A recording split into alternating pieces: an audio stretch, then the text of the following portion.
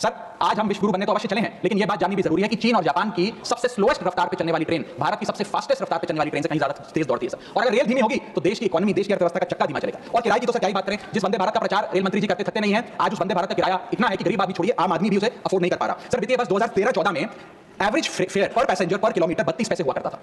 2021-22 वित्तीय वर्ष में ये 107% बढ़ के 66 पैसा हो गया सर। इतने रेल के किराए में इजाफा देखा गया।